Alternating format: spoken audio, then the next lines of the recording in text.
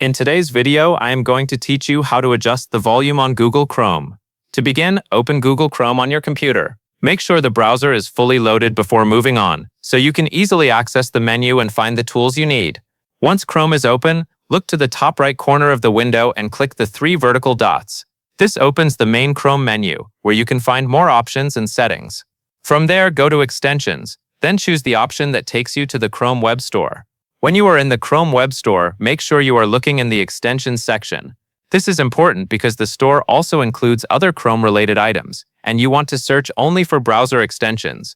In the search bar, type Volume. Take a moment to look through the results and choose the volume extension you want to use. When you find one that fits your needs, click Add to Chrome. Chrome may show a confirmation pop-up asking if you want to install the extension. If that appears, review the prompt and continue with the installation.